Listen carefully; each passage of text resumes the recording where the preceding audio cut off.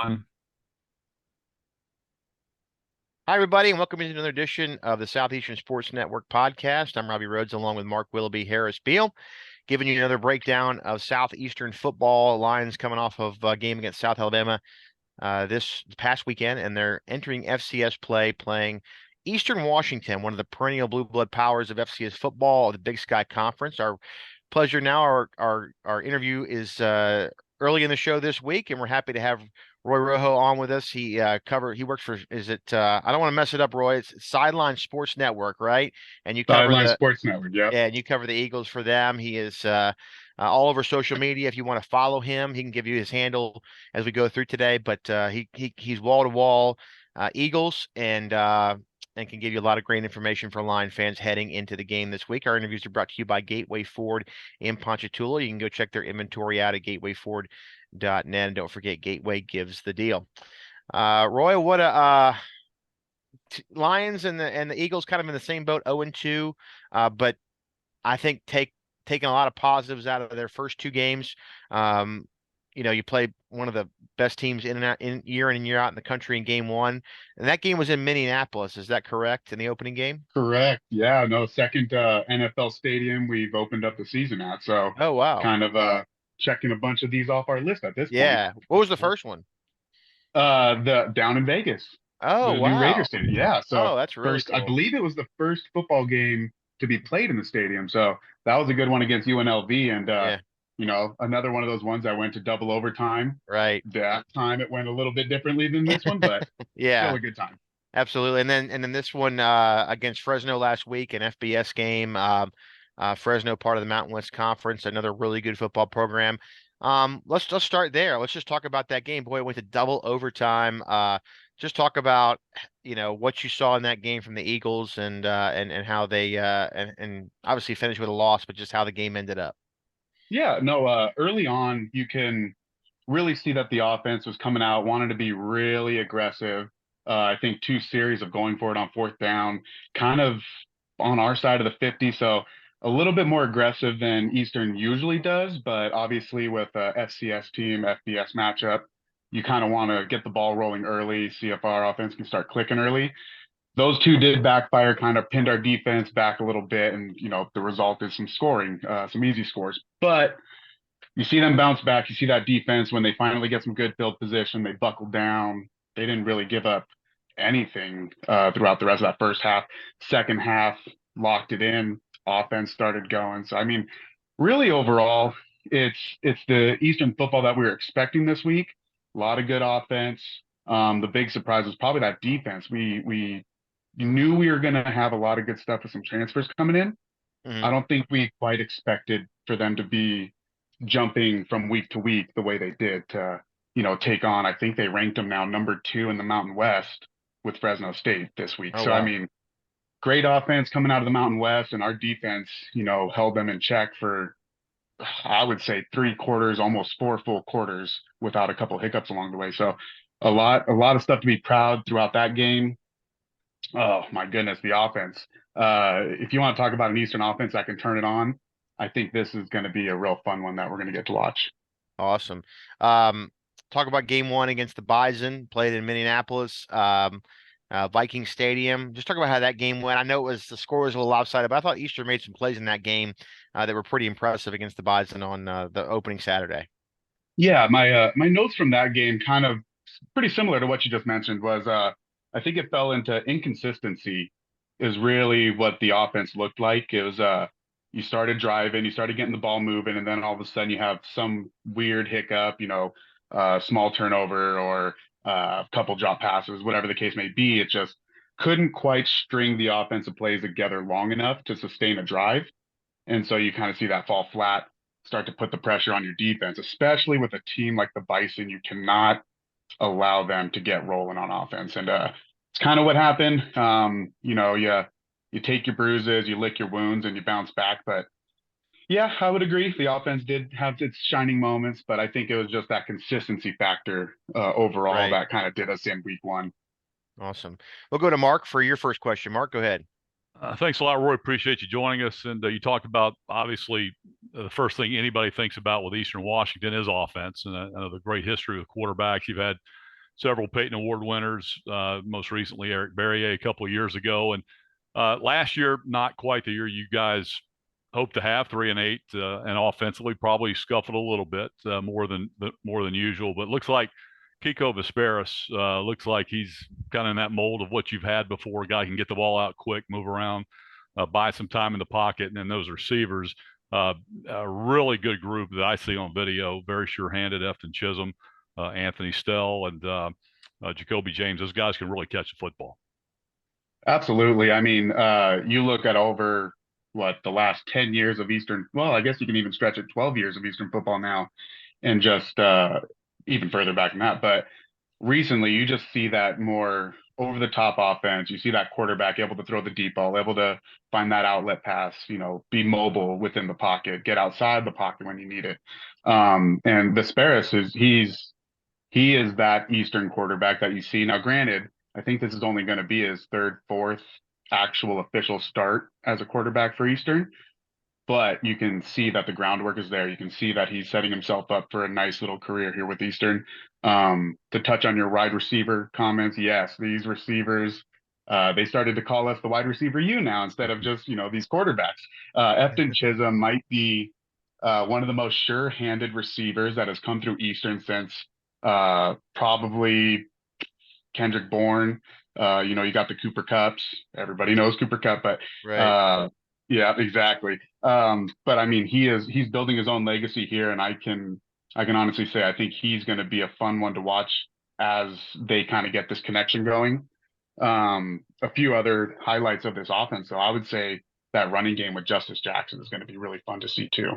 Yeah, he showed pretty well last Saturday against Fresno State. I know he had a big game, like over 70 yards and a big touchdown run as well. And I was going to mention that running game, we think of Eastern Washington just flipping it around the yard, but they can run the football, and that sets up, especially the RPO stuff that they do, and it helps them get the ball out to the wide receivers quick. Talk about the offensive line real quickly.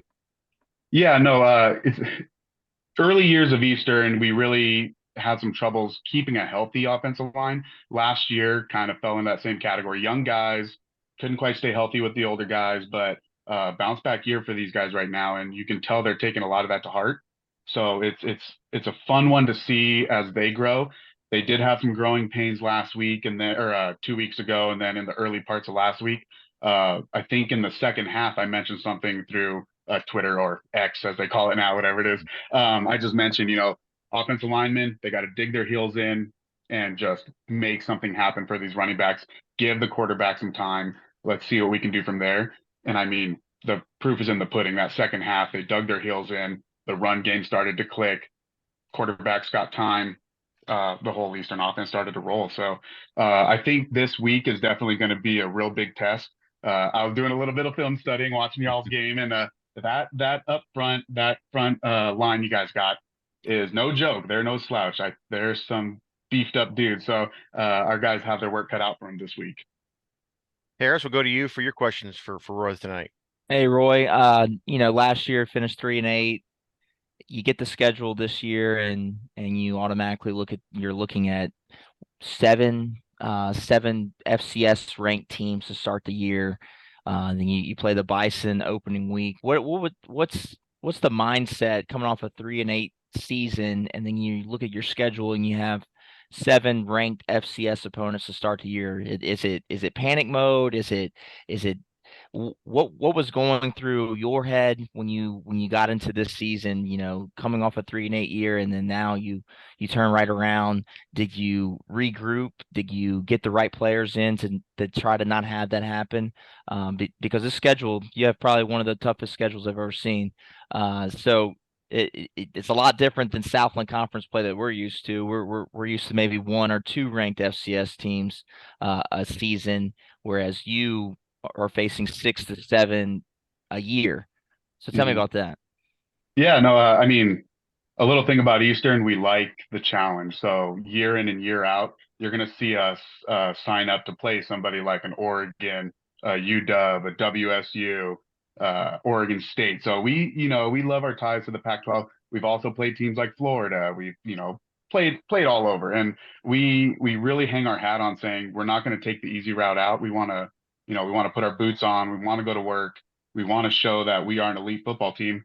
Last year didn't pan out the way we had hoped, but I mean, it's year in and year out with us here up in the Northwest. We prefer a challenge. We like a challenge, and year in and year out, we've seen us upset those challenges. So this year is no different. You know, the boys, it's what they want to do. They want to go hit some people. They want to make some plays. They want to show that Eastern football is elite, no matter what people said earlier this year and early in the ranking system. We know who we are. We know what we do. So bring on the challenges. We're not concerned. You you know, you talk about this offense, Eastern Washington's history. I think maybe you get a little bit of a finesse. What do a mantra? Moniker, You guys, yeah, you guys are like seen to be finesse, but that's not the case from what I've seen of you guys in the first two games this year. Y'all have some really good players on defense that come down and hit you and really try to control a line of scrimmage. It's just not the calling card that people, give you guys. I thought you guys have really been pretty good in the first two games with being some really fast, physical defensive players. Talk about the Eastern Washington defense coming into this game and the first two games of the year.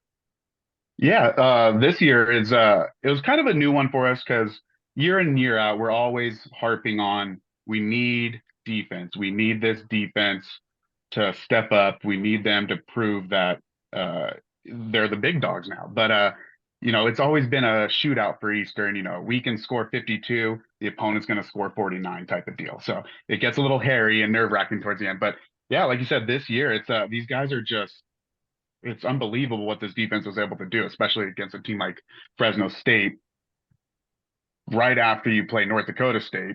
So it was really fun to see that. We had a good amount of transfers come in, so that's a little bit eye-opening.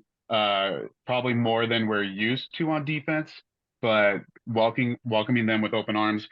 Coach Best says it all the time, EKG, Eagle kind of guy. So it's a fun little mantra we have. But it's the truth. I mean, you're coming out here to Cheney, Washington. You're in the middle of, you can kind of call it middle of nowhere, Washington. It's a small town. You're 10, 15 miles from the next city of Spokane. So, I mean, if you're coming here, you're coming here to play football. You're not coming here for the lights and the glamour. So EKGs, that defense, you got to stretch it back to guys like J.C. Sherritt in the 2010s and that sort of area. But that's the type of defense I think we're going to see this year. We're very physical, very downhill. You're going to see some hard hits. You're going to see some good defensive back play. That's for sure. Talk about your quarterback a little bit. I mean, he gets all of the numbers for throwing, but is he going to be a guy Lion fans are going to see try to take off and run the football, designed, or is he only going to run when the opportunity presents itself, maybe when a pass play breaks down a little bit? So coming into the season during spring ball, we were looking at it and we were having this quarterback battle between Vesperis and Wortham. And, both of them are pretty similar. If you look at years past, you look at Eric Barrier in his early part of his career, where it really did feel like a run first, kind of panic mode, get out of the pocket, then make a play. Vesperis early on right now, he's not showing any of that panic mode, even with it only going to be his third, fourth start. So what you're seeing him do is he's staying in that pocket a little longer. Once again, if that O-line's digging in, giving him some time, he's making the plays. He's staying in that pocket, looking for his receivers. If he has to buy a little time, he's going to move. He does have wheels. Do not let that fool you. That kid can move. So I think we're seeing a little bit of an Eric Barrier-esque running style, but you're going to see that kind of pocket passing from the early years back in like 2010 of Bo Levi Mitchell. So real big gunslinger, but he can move it if he needs to. Awesome. Mark, anything else for Roy tonight? Well, Roy, you talked about Cheney, Washington. Seems similar to Hammond, Louisiana. And it seems like Southeastern and also Eastern Washington have a similar profile, about the same size, school similar, directional type school, stadium similar size. You guys are, 15, 20 years ahead of us as far as evolution of your program. We want to get to that level that Eastern Washington's been at year after year. And I think we're starting to show signs of doing that. And that's why we scheduled this football game. You talked about a challenge. I know Frank Selfo here says he'll play anybody, anywhere, anytime. And we've got to go get these games. And we're coming out to Cheney this year. You guys are coming our way next year. Talk to Lion fans. What should they expect when they get to Cheney next week in the red turf? Oh, we're tailgates. That's the fun part. If we see your colors out there and you're just kind of wandering around, don't be alarmed if someone says, "Hey, come on over, come grab a brat, come grab a burger, come enjoy a beverage if you'd like." Very big family out there. It's a small community. We get it. So I mean, you're coming all this way to see your team, or maybe you live locally and you want to see your team. That part's really fun. I think that's what Eastern really hangs their hat on, is being very welcoming to schools. Now, don't get me wrong. Once we step inside the gates and the inferno's buzzing and we're going, it can get pretty rowdy. So don't be too upset when you get a couple of the students kind of in your face a little bit, but nothing too malicious. Just a good old time. We're used to it here, no question. There you go. With the rivalries in the Southland Conference, but I bet. Harris, anything else tonight? Well, Roy, I will tell you that yesterday we had our coaches show and we had a huge debate on whether it's Cheney or Cheney. So we had to make sure we got it right. So it is Cheney, correct? Cheney, Washington, correct. Cheney, Washington. Okay. All right. Well, Good that's deal. awesome. Well, Roy, we really appreciate you coming on tonight. Looking forward to the game on Saturday, and you'll be there covering the Eagles. Thanks so much for coming on tonight and giving us some of your time. And I know you're busy leading up to games, so I appreciate you coming on and visiting with us. I appreciate you guys, and keep doing what you're doing. You never really get the invites for the opposing teams wanting you to come talk, so it's really nice and refreshing to come see you guys. Well, mark it down. We'll talk to you next year before the Eagles come to Hammond in 2024. I'm sure that'll be here before we know it. The seasons seem to just run together all the time. But that's Roy Rojo. He covers the Eagles for the Sideline Sports Network. Thanks again so much, Roy. Mark, real quick, Roy, come see us in the press box. We'll be out there on Saturday. So if you're there, come check in with us, and I'd like to meet you in person. Absolutely. I'll definitely come up there and keep an eye out for me. I'll shoot you guys a message. Outstanding. Awesome. Thanks again. All right, Roy. Appreciate it. His interview today brought to you by Gateway Ford in Ponchatoula. We'll continue with the podcast. Roy's going to jump off for us, and we'll see him on Saturday. Thanks a lot, Roy, again. And we'll continue to talk about Lion football here. We're talking about the game last week against South Alabama and looking ahead to Eastern Washington. Harris, we'll start with you. Your takeaway from last Saturday against the Jaguars in Mobile. Once again, I think we proved that we are a really good first half team until we get to about the 4 or 5 minute mark. I thought we moved the ball. Our defense played very well. I thought we moved the ball pretty well in the first quarter, got all the way down to the goal line, fumbled in the end zone, had some QB changes, but I thought in the first half we looked like a pretty good football team, and there was a moment during the game where I said, you know what, we match up well against this team. We look the same, and there's a chance that we could beat this team. But second half has been our Achilles heel. Came out a little flat against Mississippi State, came out a little flat against South Alabama. So this is a get-right game against Eastern Washington as we begin FCS play. And I'm looking forward to seeing if we have a little bit more identity offensively and if we can continue to kind of build on that last touchdown that we scored about 2 minutes remaining, continue that hot hand. So, but yeah, going to be a good game. I think that's great insight, Harris. Mark, I'm going to give a comment and let you take off from there. I think one of the things that we get caught up on, and I think this, and I'd like to get y'all's take on this. I think that we have become, and this is a good thing overall, I think we've become a program over the last 5 years where we're just kind of used to success and winning. And so like when you play these games, I think, if we would go back, and I know for Mark and myself doing this as long as we have, and Harris, you followed the Lions and played for the Lions, like if we would go back in time, Mark, 12 years ago, and those games would have played out like they did against teams of that caliber, because I don't think people really grasp, we would be maybe happy. not. We would be ecstatic, no it's really, but it's different now. We've gotten the program to a place where you're frustrated by any loss and you want to battle those teams. But look, I mean, the realistic situation is the reality, right? In the sense that, like, I don't know how good South Alabama is going to be, seeing them as a team. I think they're going to be a bowl team.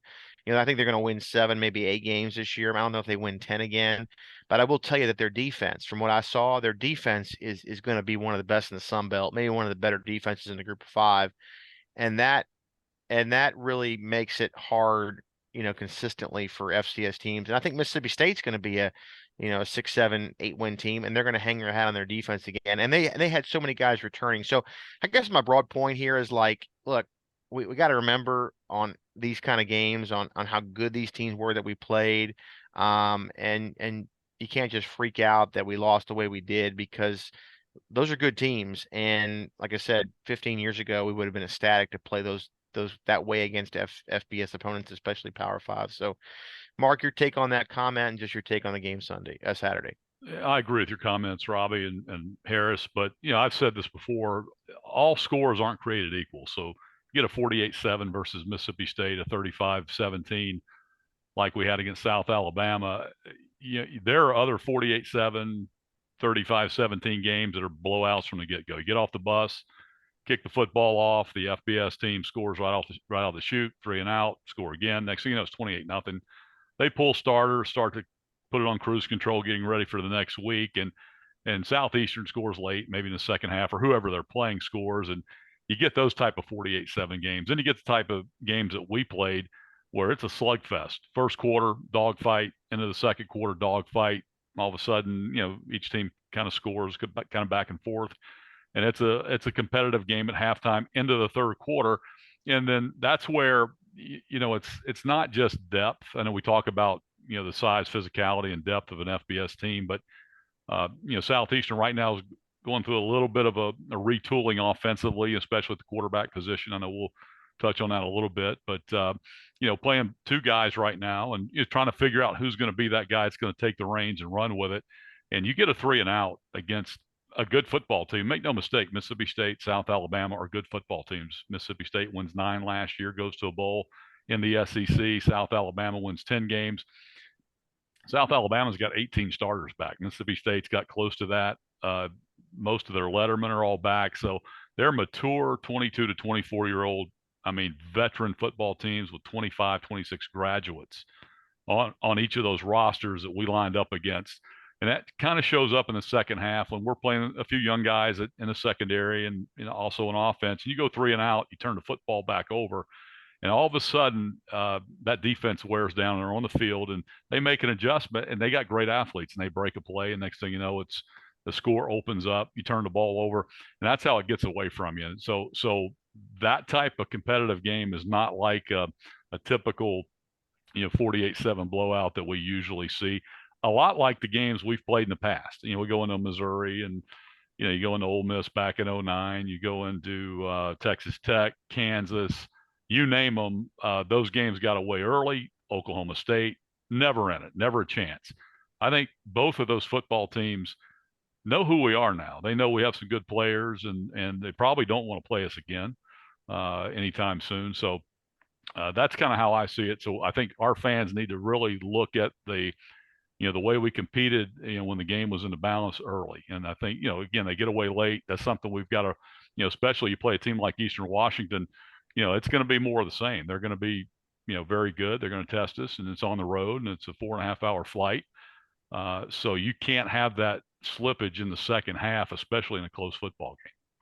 I think if you look back just in recent past, the really close games that we've had, the La Tech 2021, Ole Miss of 2019, Louisiana Lafayette 2017, Monroe of 18.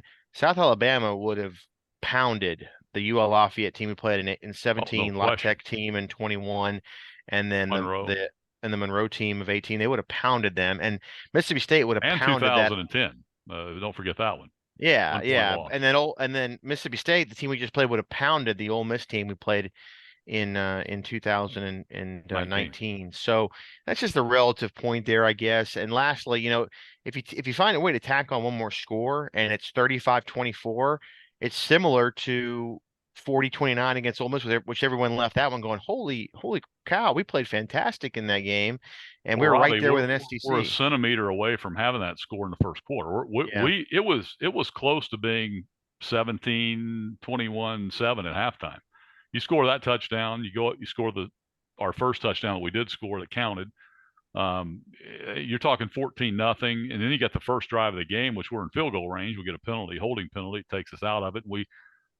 had a chance, could have kicked a 51-yard field goal. Frank Selfo chose to punt and pin, and it worked out because we got the football right back. And of course, we fumble in the end zone. But you had a chance to have anywhere from 17 to 21 points in that first half, and you come away, and it's probably a different game in the second half. I think first of all, you don't fall behind 2 scores in the third quarter.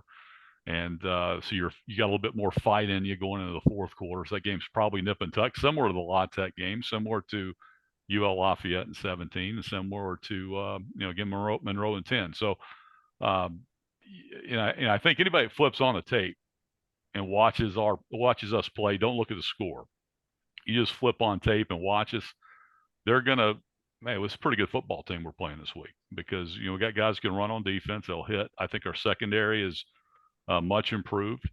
Offensively, we have weapons. I think our young wide receivers are starting to play well. Offensive line starting to gel after guys moving around position-wise. Even though we have all the starters back, nobody's playing the same position they played last year, and I think that's finally starting to settle in. And quarterback play starting to stabilize a little bit, and we have good running backs, and a great stable of tight ends. So it's a good football team, and you just got to stay patient. But you got to start stacking some wins, because I tell you what, it gets hairy here the next 2 or 3 weeks. Harris, go ahead to you on the same stuff. Yeah, Mark, nail on the head. It does start to get hairy. This is a big game against Eastern Washington, not only mentally but just with FCS rankings and points. You definitely don't want to start the season 0-3. You have your back against the wall. But then this is a big game nationally. This is a nationally viewed game. A huge out of conference opponent, probably from the best conference in FCS football. It says a lot about our team and our program. If we can go up to Cheney and get this W. There's a lot to still grow on. There's still a lot to work on. I think Mark made a great point, is that our defense is the best that I've seen it in a while. We're more physical. We are able to cover. We lost some guys to the portal, but I feel like the guys we have this year, they cover better, and I feel like we're a more complete defense, and that's something that we haven't had, and it's something that we need. We need just to complement the kind of lack of QB play that we're used to. But yeah, I think this week's going to be a tough test. So,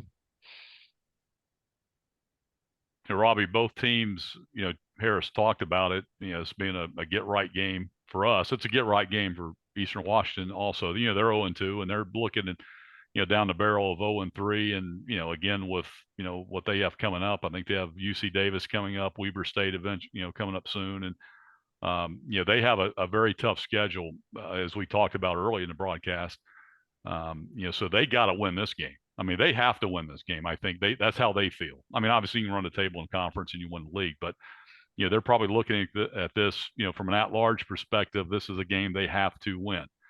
The way I look at that, every game you play that's the game you play. You try to win every game you play. You got to tunnel vision, not look at it as, oh, if we lose this game, we're in trouble, yada, yada, yada, because, that's a recipe for disaster. You just go play the game, try to win it, go to the next one, go to HCU coming in, try to win that one, Tarleton, yada, yada, yada. But if, the thing is, realistically, if Southeastern were to lose this football game, I think most people in the country say, okay, 2 FBS to start, 4.5-hour trip to a Big Sky, traditional power, you're 0-3. Now all of a sudden you come back, you beat HCU, you beat Tarleton. Let's say you go on and you lose to UIW, you end up 7-4. Now, let's say Tarleton goes on and wins the whatever that new conference is, the United, whatever it is, athletic conference, and you beat a conference champion, you play 2 FBS, play this game close on the road. That's going to look a lot more attractive than say in other words, I think it's not as much a must win for Southeastern as it is for Eastern Washington, in my view, even though they're all must wins. the way I look Yeah, at it. I think that's pretty accurate. I think Line 7 started 0-3 since 2018 when they lost in the same manner. They lost to UL Monroe and then LSU, two FBS opponents, and then that was the year we had a 9-game conference schedule, and we rolled right into UCA in week 3 in Hammond, and they beat us. They were a top 10 team in the program before getting the first win of the season the next week against Lamar. So yeah, Mark, I'm with you. You lay all that out there. Look, the UIW game is going to be tough this year. We don't know how good they're going to be. We know they have talent. They know they play. We know that they play well at home. The positive there is you're coming off 2 home games in a row, so you're not like back on the road and then having to go to San Antonio for the long trip out there. So, I'm with you, but I feel like this game is a real big win, a real big game to win for confidence No, don't because get me wrong. if I mean, it's a no, big game. You don't want and to I go know 0 what and you're 3. and I know what you're saying, and I do agree with you. I mean, it's not if the Lions lose, and I think it goes back to Harris's point talking with Roy. The Southland is a league you got to get ready for every week, and no one's overlooking anybody. But the Southland week to week is not like Eastern Washington battles in the Big Sky, and so. To your point, Mark, I think you're spot on when you say that they have to win this game because you look at their schedule, it's brutal. I mean, and you laid it out a little bit too. The Lions can regroup and can start playing better football um, down the stretch in October and early November, and could find themselves in a position where they could get back in that mix at 7-4. But it just puts a lot of pressure on you, and I think you said it to me leaving Mobile, Mark. There's always that one game. It's tough to run the table, and so if you lose to UIW, you got to run the table from there on out. Yeah, It's just tough to do. we don't like to talk about those one games, but if you just look at historically, Yeah. we just seem to have that one game that kind of jumps up and gets you. Last year it was Texas A&M Commerce. UIW, I think back in 2019 was that one. Trying to think who it was in 2021, but it always seems like there's a game that and it's conference McNeese. play. Yeah, McNeese. When you get in conference play, uh,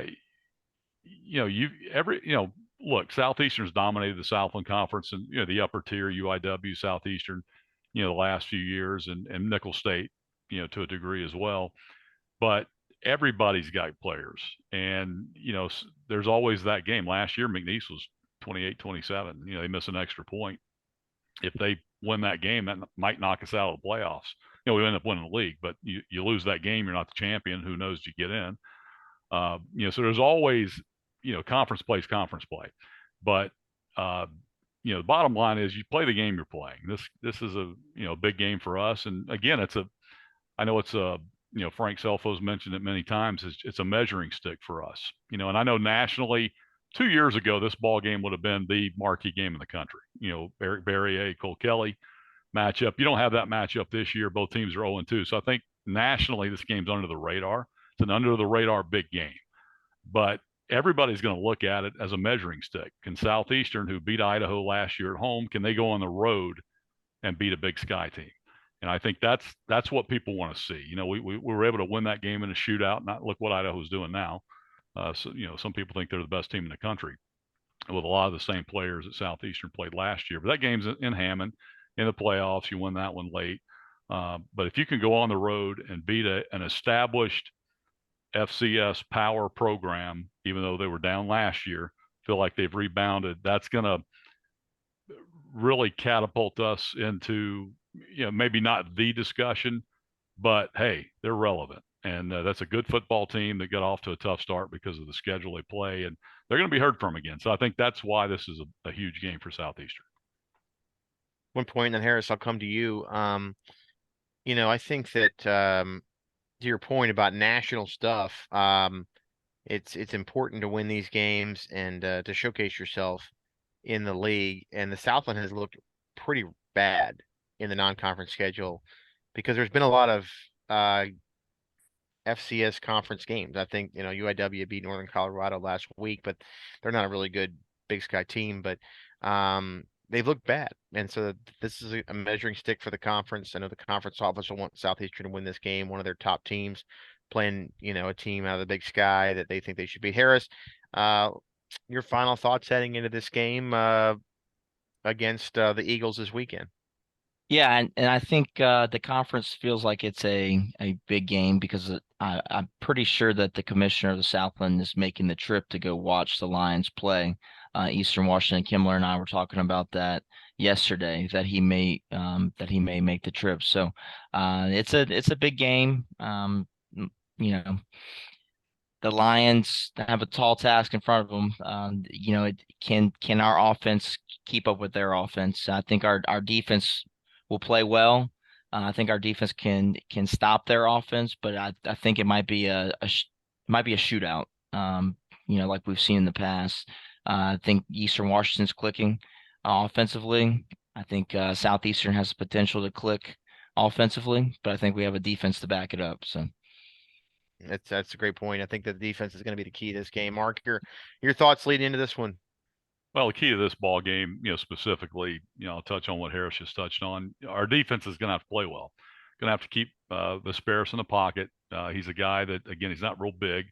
I know you list him at 6 foot 193. Doesn't look that big on video. Looks like he may be a tad shorter, but he plays a lot bigger. I will tell you that. But he's a guy that can kind of get lost. They, got some taller tackles, 6'5", 6'7" range at tackle, and they're big inside. He can get lost, but you got to keep him contained in the pocket. He likes to get outside. He likes to do a lot of RPO stuff, roll the pocket. And their receivers do a really good job of just kind of traveling across the field, breaking to get open. They run really complex routes. And as Roy mentioned, they do a great job of catching the football. One of the things that I noticed watching them play the last two games on TV is when the ball is in their catch radius, it sticks to their hands. They have great hands, and they just catch everything. And so he's not afraid to take chances. He'll throw it up. If you got man coverage, he'll back shoulder it. He just wants to get it in the neighborhood, and that's where our DBs and Harris alluded to it. Our guys cover better this year than they did last year. And I know we have one guy starting at LSU and another guy starting at Minnesota in the secondary, but these guys, if you saw us Saturday against South Alabama, I know they were getting frustrated, especially in the first half and really in the third quarter. They could not get deep on us. They couldn't get anything downfield. They got, start throwing everything underneath. And Eastern Washington does a lot of what South Alabama does. It's a lot of, horizontal routes, bubble routes, and then boom, they'll take a shot over the top. We were able to take those shots away against South Alabama. Can we take them away against Eastern Washington? This guy's going to have a little bit more arm talent than the kid we saw on Saturday, Carter Bradley, and he's more mobile. So the biggest thing is keeping the pocket contained and not letting them go crazy in the running game. I think we do that, they're going to score points, but I think we can slow them down. We just got to get some stops, maybe a turnover, force them to punt a couple of times, and we just got to hold serve offensively. And I do like our offense against their defense. I know they're big inside. They're pretty good in the secondary, but I think we got a chance to move the football and score some points on Saturday. You just can't have any turnovers, and you can't have any crazy penalties to get you behind the chains and go 3 and out like we did this past Saturday. All right, guys, great stuff. Again, thanks a lot for visiting with us. Lions, it's going to be a 1 o'clock kickoff in Cheney, Washington on the Pacific Northwest. The Lions will be on the air locally at 3 o'clock kickoff. So Pacific time, 1 o'clock, 3 o'clock Central here in Hammond. Network will be on the air at 2:30. All those guys will be, these two guys will be out in Cheney, Washington for that game. Harris, thanks again for coming on. Mark, as well, want to thank Roy Rojo. He covers the Eagles for the Sideline Sports Network. Give him a follow on Twitter. He's all things Eagles leading up to the game this Saturday. And real quick, Alan Waddell, expecting any day now. Collins Gregory expected any time now. So I'd like to wish Alan and Elizabeth and the baby hopefully arrives here soon and can't get here soon enough. Absolutely. Guys, thanks again. It's been another edition of the Southeastern Sports Network podcast. We'll be back next week. Another special guest, hopefully talking about a win against Eastern Washington and previewing the first home game in Southland Conference play against Houston Christian University, formerly Houston Baptist. They've changed their name to Houston Christian. It's the first conference game in Strawberry Stadium. I know we're looking forward to that. So, guys, safe travels to Cheney. We'll be talking to you on Saturday. Thanks again. This has been the Southeastern Sports Network podcast. We'll see you next week. For Harris Beal, Mark Willoughby, and Robbie Road saying good night, everybody. Line up. We'll see you next time. Now time for our bonus edition. We're going to give a little insight to talk about a key player that needs to make an impact on this game against Eastern Washington for Southeastern to get the victory. Um, I'm gonna go with you guys. I'm gonna go with Rodeo Graham and Harlan Dixon, the running back. I think Southeastern needs to control the line of scrimmage and run the football effectively against this team, and that shortens the game. I think you go back to Jacksonville State last year, these offenses are kind of different, but they all still have that high tempo, want to be explosive. The Lions controlled the line of scrimmage and they controlled the clock, especially in the second half. They're going to keep this Eastern Washington team off the field, converting third downs, running the football, keeping that offense off the field, because 3-and-outs are going to be a disaster. But I think the running game is going to be huge for this Lion team. So my key players this week are going to be Harlan Dixon and Rodeo Graham to run the football and throw the offensive line in there to open the holes. But those two guys are going to have to play really good football for the Lions to win this Saturday. Harris? My two players, I'm gonna have two players as well. Bauer Sharp and Jacob Logan. Last week we got to see Bauer Sharp get the ball in his hands. Not as much as I'd like, but when he has the ball in his hands, he's an athletic specimen and can just outrun anyone. He's probably one of the most athletic people you'll see on the field at one time. And I think he can be a difference maker with his size, his speed, and his ability. Jacob Logan as well. I think our tight end room is incredible, and I'd like to see them more involved in week 3 against Eastern Washington, because I do think they match up well, and they're hard to cover, just given their size and their speed. So those two guys for me. Awesome. Mark, go ahead. Well, I mean, real quick, not the two guys I want to mention, but our young wide receivers, Mike Williams and Jalen DiMaggio, I think are really starting to pop and grow. I think we saw that Saturday against South Alabama, and I think they'll have a chance to take another step this weekend. But the guys that I think are really going to be key to this football game are Caleb Proctor inside at defensive tackle, and also Shamar Pearl. I think those guys got a chance to be disruptive on Saturday. And they're going to have to be. They're going to have to, obviously, him in, as I talked about earlier, Kikoa Vasperis, keep him in the pocket. But I think, Proctor really had a good game on Saturday at South Alabama. I think if you go back and grind the film, you'll see that he really played well, was disruptive against those guys. And Shamar Pearl is just really active. But against FBS tackles, they've been double teaming him and hasn't had a chance to get home to the quarterback. Can he assert his authority? 6'5", 6'6", 250. He can run like a linebacker. This is a game he's got a chance to elevate his level of play. And I think if those two guys play well, it'll bode well for Southeastern on Saturday.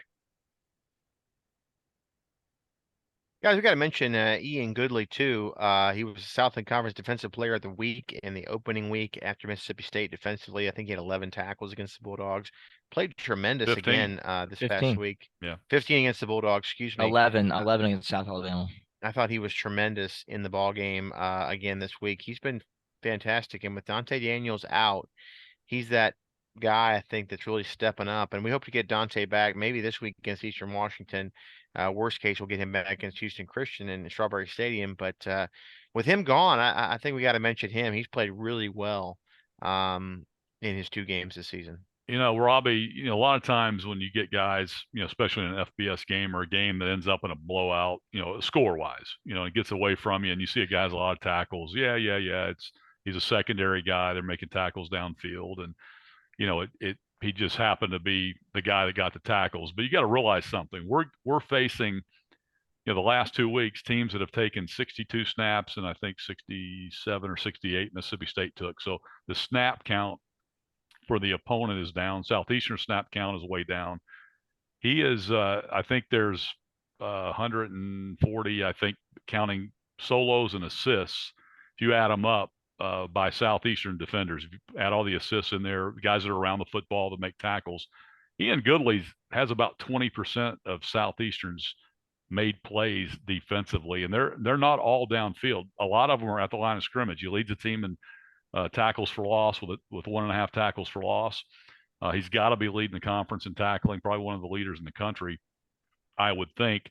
And he's also defending the pass very well. And I tell you, as I watch him play, I look back at, a few years ago, a young man out of Shaw High School that played at LSU named Ryan Clark, who about the same size, not a lot bigger when he came out of high school. And guys that can he play in the SEC? LSU offered him. He goes over there. He ends up starting. Ends up being a great player.